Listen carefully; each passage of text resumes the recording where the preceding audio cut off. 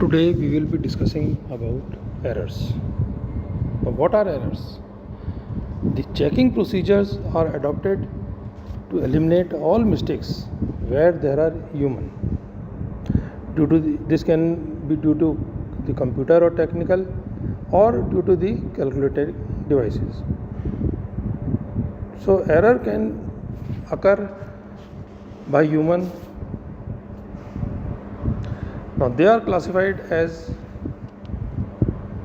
transaction errors, round off errors, propagation or inherent errors, absolute, relative and percentage errors. Now what are transaction errors? These are caused by the use of a closed form such as the first few terms of an infinite series to express n quantity defined by limiting process. This error is not machine caused but is due to the method. Second is round off errors. These errors are unavoidable in most of the calculation, since some of the quantities in the calculations will be non-terminating decimals, and for practical reasons only certain number of figures will be carried in a calculation. Now for an example, suppose if a number is rounded off with decimal place, a change in the number of 3 into 10 raised to the power minus n plus 1 may occur and may increase or decrease. See this sentence. This may increase or decrease. This also put error on the number. Now propagation errors. These errors are due to approximate nature of the applied formula used in the solution. It is caused by the use of previous points calculated by the computer, which already are errors owing to the two errors, since above we are already of the solution curve. We cannot expect such new points are computed to be a correct solution curve. Now last is absolute, relative and percentage errors. The absolute error of number measurement or calculation is the numerical difference between the true value of the quantity and its approximate value as given or obtained by measurement or calculation. The relative error is the absolute error divided by the true value of the quantity. The percentage error is 100 times the relative error. If suppose we take an example, suppose if A is the true value of the quantity and A dash is the approximate value, then absolute error will be A minus A dash. Relative error is A minus A dash upon A, or mod of A dash upon A minus 1. And percentage error is 100 into A minus A dash upon A.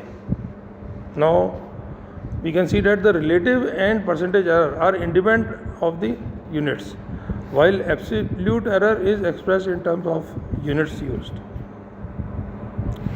If the first significant figure of a number is k and the number is correct to n significant figures, then the relative error in this number is less than 1 upon k into 10 raised to the power n minus 1. If the relative error is an approximate number is less than 1 upon k plus 1 into 10 raised to the power n plus 1, the number is correct to n significant figures.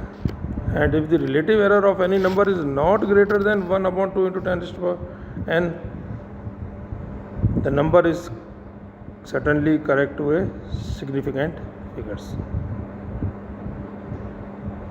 Now we will see the general method of obtaining an error of a function. Now let W is a function of n1, n2 up till nm,